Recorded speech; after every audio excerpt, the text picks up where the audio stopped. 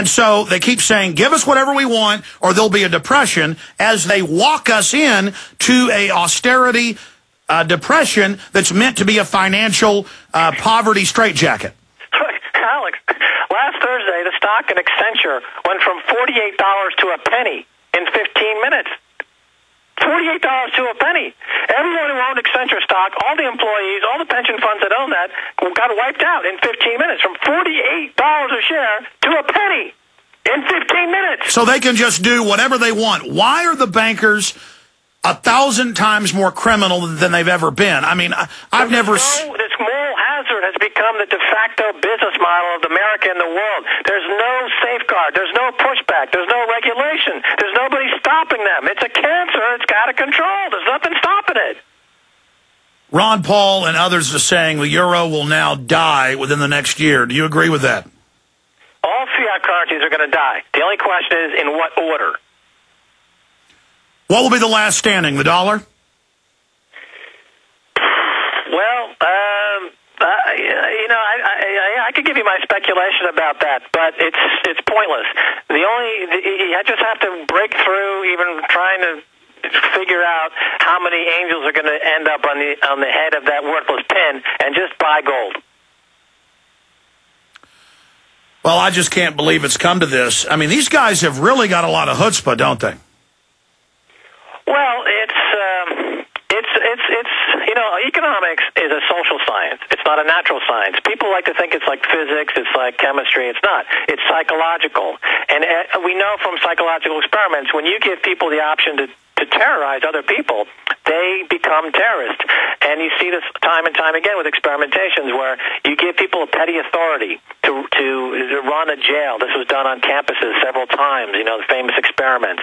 And within a very short period of time, the worst elements of people rise to the surface. We saw it in the Abu Ghraib prison. You give some prison guards a little authority, and within a few weeks, they become these psychotic, torturing, sadomasochistic, sexual deviants.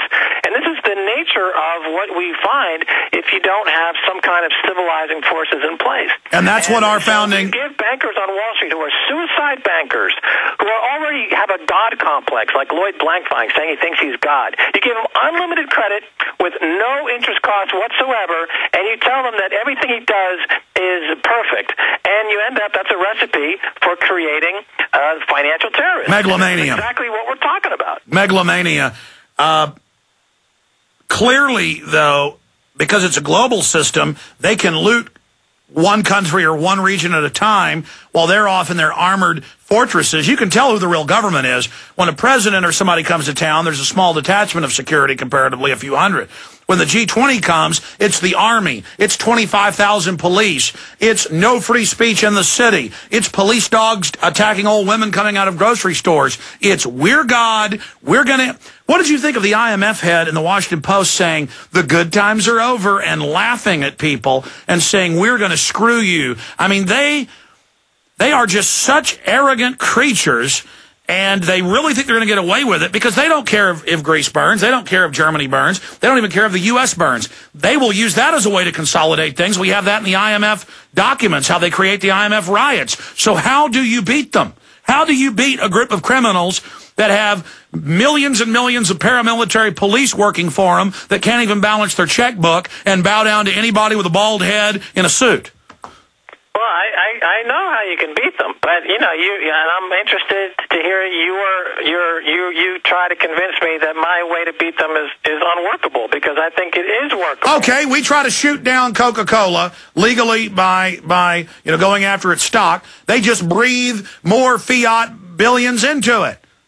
But here's the thing: if in fact Coca-Cola, which is I believe now it's roughly 50 or 60 billion, or maybe a higher billion-dollar company. Its biggest shareholder is Warren Buffett, and it's clearly an icon. It's global. It's a global currency, like the yen, the dollar, gold. Coca-Cola is sold everywhere. Somali pirates deal in Coca-Cola. Coca-Cola is the only currency in Somalia. Did you know that the tankers off the Somali coast that have Coke syrup, their major distribution point in Africa, that's the central bank of Somalia, is Coke syrup.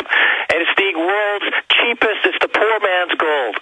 Now, if you can boycott Coca-Cola products to the point where that stock goes to zero, believe me,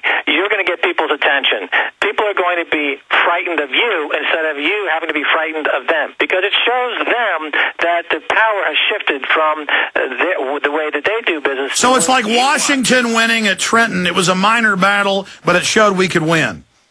Well, first of all, yeah, okay, I'll go with that, but it's not a minor battle. It's a pretty significant. It's a Dow Jones stock. It's an icon. It's owned by Warren Buffett.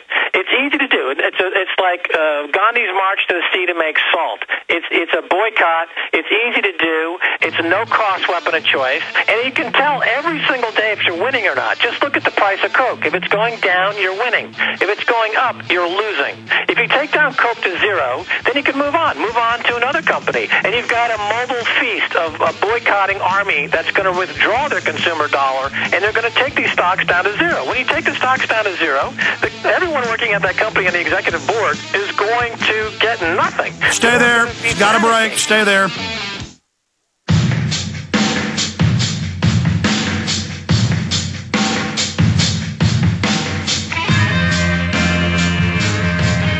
Look, it's like Bernie Madoff or Ken Lay. They've all committed crimes. Just arrest them. We've got to extricate ourselves out of this. And if the public was as informed about fractional reserve banking and derivatives as they were about basketball or football, we wouldn't be in this situation. I was just talking to Max Keiser. He says it's all going to implode when they steal everything. And, you know, there's a method to their madness, though. They plan to replace that with an eco-fascism, neo-feudalistic system, Max Keiser. Yeah. Is that a question? It's a statement, but yeah, you can comment on it. Well, you know, as on the break, I pointed your attention to an article that was written a few years ago when I launched this Coca-Cola boycott. Because what happens is, if enough people start boycotting Coke, you draw the attention of these hedge funds who will then start selling short Coke on the behalf of the boycott. Because remember, they don't care who they're working for. They just want to make a quick buck. If you can leverage the hedge fund community to do the work of you, the humble boycotter, you've turbocharged your boycott. So instead of now having a few 100,000 people boycotting Coke, and it might have the impact of subtracting $20 or $30 million from their market capitalization, you're now attracting the hedge funds who are going to subtract $10 or $20 billion from their market capitalization. And the hedge funds will keep shorting as long as you keep building your boycott. And then it becomes this self-feeding frenzy. Snowballs. You're using the tools that are being used against us. You're sticking it right in their face, and you're saying, here, eat this. And you're taking them down to zero. And you're saying, well, here's a scalp for us. We're going to win one. You're a loser. Okay? That's what I'm saying, Alex. You can inform people all day long. You can make them aware of the problem all day long. But we need to have a win in the win column. We need a scalp. We need to have a win here. We just can't be talking now for the next 5 years because there's going to be nothing left. I agree with you, and I think that's a good plan. I also think grand juries should start indicting these people. Bernie Madoff founded the NASDAQ, but he wasn't invincible. We can bring these criminals down by also exposing their criminality and their financial terrorism, which you've done a good job of doing, Max. Jeff in Missouri, you're on the air with Max Keiser. Go ahead. Good day, gentlemen. I got two questions. First of all, Mr. Keiser, can you explain how these SDRs are going to replace the dollar? I know I'm a little bit familiar about SDRs. They've been around for a while, but exactly what are they? And also my second question is there any way you can get an article printed up that we can hand out to other people on a step-by-step what happened last week, last Thursday? When I've got Paul Watson writing an article right now about what Max said earlier in the hour. You can also go to maxkeiser.com. He's got info on it there. But answer that first question, Max. Right, so an SDR is, you know, another fiat currency. It doesn't take anything to create a fiat currency. You simply say, here is a basket, a unit, a measurement, an accounting unit. It's going to be based on a basket of other stocks, other currencies, and we're going to call it an SDR, a special drawing right. And we're going to recalibrate how the other currencies are weighted in this new basket, this new SDR. And as the global economy starts to, you know, continues to break apart, we'll say, well, because China's actually exporting a lot of stuff and they've got some resources, we'll give them a higher ratio as representation of this SDR because that'll keep them quiet. It's the bankers transcending the nation states they've sucked dry and creating a new 0% fractional reserve banking digital money that will then absorb what's left of sovereignty. Yeah, basically, I mean, one exists already right now. It's called a credit default swap. You know, credit default swap is a global unit of fraud that banks all over the world swap with each other, and they create this back-end unit of currency that they conduct all measure of multi-billion-dollar fraud. And they use it as a weapon. It's designed to be corrosive. They want to wreck things. Well, it's